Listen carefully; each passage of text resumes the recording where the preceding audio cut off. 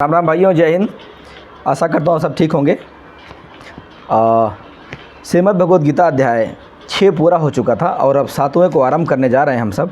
इसके पहले एक भाई ने मुझे व्यक्तिगत एक सूचना दिया था, पूछा था एक प्रश्न कि क्या जो अध्याय के आरंभ में हरि ओम तत्सत लिखा हुआ है, जैसे कि ये है ना, तो क्या ये ठीक से दिखा दूँ क्योंकि किसी को संदेह न रह जाए कि मैं कुछ और दिखा रहा हूँ। ये है ना, ये यहाँ पर ये तो जो हरि ओम तत्सत लिखा हुआ है, क्या यही भगवान का मंत्र है?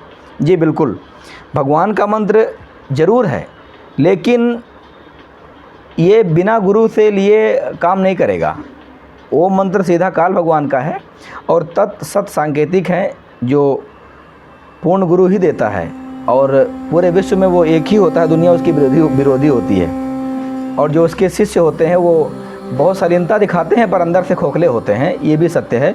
उन शिष्यों में मैं भी शामिल हूँ, लेकिन मैं खोखला नहीं। मेरे भगवान ने, मेरे गुरुदेव ने मुझे उतना मजबूत बनाया, परिपक्व बनाया है।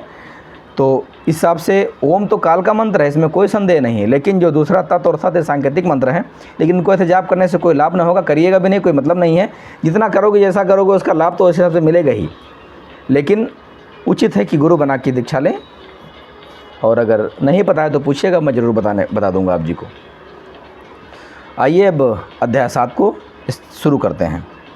हे पार्थ, अनन्य प्रेम से मुझ में आसक्त चित्त तथा अनन्य भाव से मेरे परायण होकर योग में लगा हुआ तू जिस प्रकार से संपूर्ण विभूति, बल, ऐश्वर्य आदि गुणों से युक्त सबके आत्मरूप मुझको संशय रहित जानेगा, उसको सुन। कि इसको सुनने के बाद तो संशय रहित भगवान की तरफ भी ध्यान देगा। कि कुछ तो समझेंगे खाली इसी भगवान की पूजा करने, लेकिन नहीं, वो विषय ही अलग है, वो भगवान ही अलग है, जिसके बारे में श्रीमद् भगवद गीता बोलने वाले भगवान ने भी इस बात को बताया है। मैं तेरे लिए इस विज्ञान सहित तत्व ज्ञान को संपूर्णतः कहूँगा, जिसको जानकर संसार में फिर और कुछ भी जानने योग्य शेष नहीं रह जाता। हजारों मनुष्यों में कोई एक मेरी प्राप्ति के लिए यत्न करता है, और उन यत्न करने वाले योगियों में भी कोई एक मेरे परायण होकर मुझ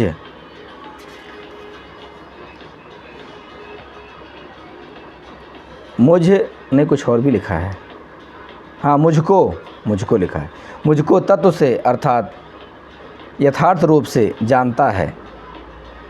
पृथ्वी, क्योंकि भगवान को जानना कोई बच्चों वाला खेल नहीं है। जब तक आप त्याग बैराग नहीं करोगे तब तक आपको कुछ पता ही नहीं होगा, खाली अब ऊपर ऊपर डींगे मारते रहो, वो अलग विषय है। पृथ्वी, जल, अग्नि, वायु, आकाश, मन, बुद्धि और अहंकार भी इस प्रकार यह 8 प्रकार से विभाजित मेरी प्रकृति है। यह 8 प्रकार के भेदों वाली तो अपार अर्थात तेरी जड़ प्रकृति, मेरी जड़ प्रकृति, और हे महाबाहो, इससे दूसरी को जिससे यह संपूर्ण जगत धारण किया जाता है, मेरी जीवन रूप परा अर्थात चेतन प्रकृति जान। ऐसा समझ कि संपूर्ण भूत इन दोनों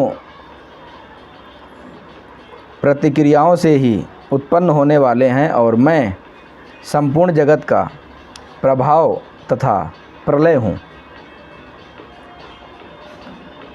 अर्थात संपूर्ण जगत मूल कारण हूँ, मतलब अर्थात संपूर्ण जगत का मूल कारण मैं ही हूँ, ऐसा कह रहे हैं। क्योंकि वास्तव में हम सबको बर्बाद करने में उस परमात्मा का ही यहाँ पर हाथ है। कि ये जो थूक, खखार, मल मूत्र का शरीर दिया कि एक पल का सुकून नहीं है।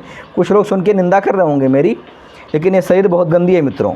अच्छा इसमें इतना ही है कि थोड़ा सा बुद्धि है तो हम प्रयास तो कर सकते हैं, लेकिन उतनी सरलता से पार तो हो जाते हैं, लेकिन उतनी सरलता से नहीं। इसलिए हे धनंजय, मुझ में विभिन्न दूसरा कोई भी परम कारण नहीं है। यह संपूर्ण जगत सूत्र के मणि के सदृश मुझ में गुथा हुआ है। हे अर्जुन, मैं जल में रस हूँ, चंद्रमा और सूर्य का प्रकाश हूँ, संपूर्ण वेदों में ओंकार हूँ। देखा मैंने पहले कहा था ना आप जी को कि अपना ओम मंत्र बताया है, ओंकार हूँ। आकाश में शब्द और पुरुषों में पुरुषोत्तम हूँ।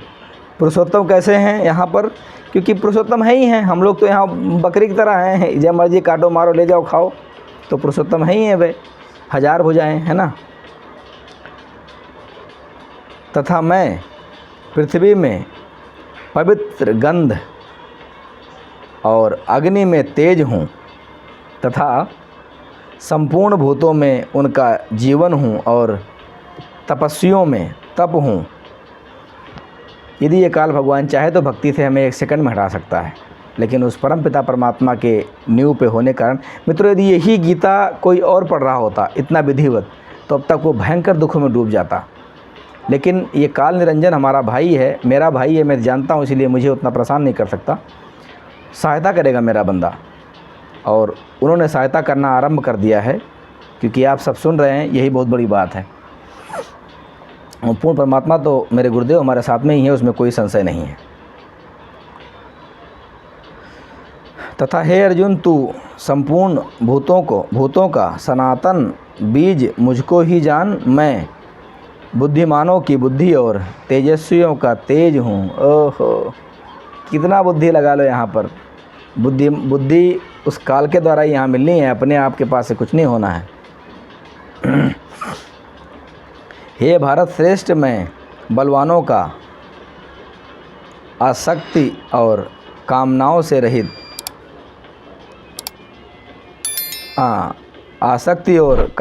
रहित बल अर्थात सामर्थ हूँ, और सब भूतों में धर्म के अनुकूल अर्थात शास्त्रों के अनुकूल काम मैं ही हूँ। यानी कि जो आप यहाँ नेक काम करोगे उसका भी प्रतिफल देना पड़ेगा, जो बुरा करोगे उसका देना ही पड़ेगा। क्या करोगे आप, सोचो ज़रा सा। बुराई करोगे तो भी इसी के हाल, भलाई करोगे तो भी इसी के हाल, कहाँ जाओगे बच करके आप। इसीलिए सद्गुरु शरण में आने से आई टले बला, और जे मस्तक में सूली हो कांटे में टल जाए। ऐसी अटकलबाजी से बचने के लिए गुरु बनाना बहुत ज़रूरी है।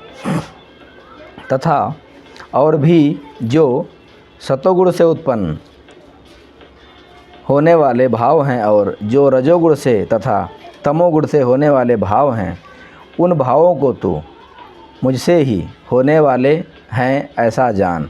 परंतु वास्तव में उनमें मैं और वे मुझ में नहीं हैं, किंतु गुणों के कार्य रूप सात्विक, राजस और तामस, इन तीनों प्रकार के भावों से यह सारा संसार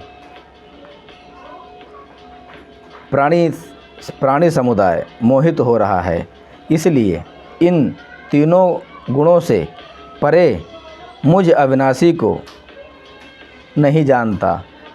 कहीं भी आप नहीं इसका व्याख्यान नहीं जल्दी पा सकते कि वास्तव में वो परमात्मा कौन है जिन्होंने इतना सब कुछ रचा है। और इन तीनों गुणों अर्थात ब्रह्मा विष्णु महेश के इन तीनों गुणों के ताप के द्वारा हम इसके आगे उठ ही नहीं पाते हैं। कहीं ना कहीं यही ला के पटक देते हैं हम लोग। कोई भगवान निराकार, कोई साकार, कोई जड़ पूजो, कोई पत्थर पूजो, कोई मूर्ति पूजो, इसी में पूछ के मार डाल रहे हैं। अब इसका निष्कर्ष थोड़ा पढ़ दूँ, 2 मिनट का है, उसके बाद कड़ी को आगे बढ़ाते हैं। इसी प्रकार से ईश्वर जो है, ईश्वर सर्वव्यापक और सर्व कारण है, सबका आधार है। जो इसे जान लेता है वह मुक्त हो जाता है, क्योंकि उस परमात्मा ने जिस प्रकार से इस पिंजरे को तैयार किया है कि हम सब इसमें कैद रहें, वो पूर्ण परमात्मा ने सब कुछ बहुत सोच समझ के बनाया है, जिससे हम सब इसी में रहें। अब ये तो मैंने शॉर्टकट में आप जी को बता दिए, लेकिन कभी कहीं अगर आपकी इसको पढ़ करके आपका मन विचलित होता है या कभी शंका सी होती है, तो आप बेशक वहाँ पूछ सकते हैं, और मैं विधिवत बताने का आपको प्रयास करूँगा, संतुष्ट करने का प्रयास करूँगा आप जी को। 14, क्योंकि यह अलौकिक अर्थात अद्वितीय त्रिगुणीमयी मेरी माया बड़ी दुस्तर है, परंतु जो पुरुष केवल मुझको ही निरंतर भजते हैं वे इस माया को उल्लंघन कर जाते हैं, अर्थात संसार से तर जाते हैं। माया के द्वारा जिनका ज्ञान हरा जा चुका है, ऐसे असुर स्वभाव को धारण किए हुए मनुष्यों में नीच दूषित कर्म करने वाले मेरी भक्ति भी नहीं करते, ऐसा भगवान बता रहे हैं। दूषित कर्म करने वाले मूढ़ लोग मुझको नहीं भजते। अब विचार करो, ये कौन है मूढ़ लोग जो भगवान को नहीं भज रहे हैं, जबकि सब उन्हीं की पूजा कर रहे हैं। ये उस तरफ है जब बताया ना कि आपका पूजा भक्ति संन्यास जो है, जिस तरह आप कर रहे हो, कोई आँख मूंद रहा है, कोई कान मूंद रहा है, कोई आग के बीच बैठ रहा है, कोई उपवास मर रहा है, कोई खाना खा के मर रहा है, इन सभी तरह तरह गतिविधियां करने वाले भगवान के भगत नहीं है। ले कांवर लेके चला जा, ले तू जन्माष्टमी मना ले, ये सब बेवकूफ़बाजी वाली करने वाले भगवान के भगत नहीं हो सकते, साधना करने वाले है ही नहीं है, क्योंकि ये भगवान प्राप्ति और भक्ति करने का मार्ग ही नहीं है। और हे भरतवंशियों में श्रेष्ठ अर्जुन, उत्तम कर्म करने वाले आर्थी, आरथ, जिज्ञासु और ज्ञानी, ऐसे 4 प्रकार के भक्तजन मुझको भजते हैं।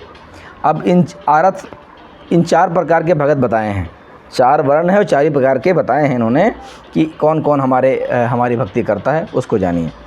उनमें नित्य मुझ में एकागी भाव से स्थित अनन्य प्रेम भक्ति वाला ज्ञानी भक्त, यानी कि 3 रिजेक्ट कर दिए, खाली ज्ञानी को लिया है। ज्ञानी भक्त अति उत्तम है, क्योंकि मुझको तत्व से जानने वाले ज्ञानी को मैं अत्यंत प्रिय हूँ और वह ज्ञानी मुझे अत्यंत प्रिय है।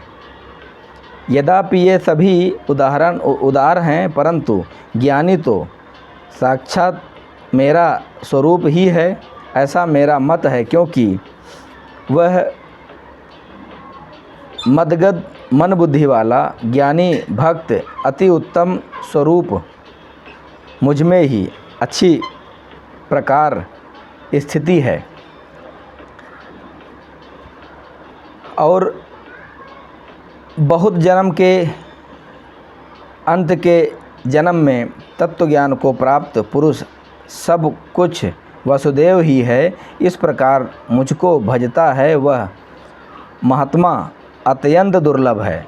यानी कि अब जरा विचार करिए आप, ये जो टीका लगाए बैठे हैं, चाहे प्रेमानंद जी, चाहे अनिरुद्धाचार्य, चाहे कौन कौन आचार्य बने, मतलब मैं पूरी दुनिया को ले रहा हूँ यार, सभी संतों को ले रहा हूँ, कोई एक को नहीं ले रहा हूँ मैं, सबको खुला न्योता दे रहा हूँ मैं इस गीता से शास्त्रार्थ करने के लिए। जो ये राधे राधे का लिए ना वो नारा खोल रहे हैं बिना मतलब का, आज भगवान को कपड़े पहनाने, यार भगवान को चुनरी पहनानी है, इन बेवकूफ़ों को, मूर्ख है ये, कत्य ज्ञानी है ये इस बताए ज्ञान के अनुसार में, और ये जनता उन्हीं के पीछे लगी हुई है। खैर चलो आगे बढ़ते हैं, क्या पता कोई जाग जाए।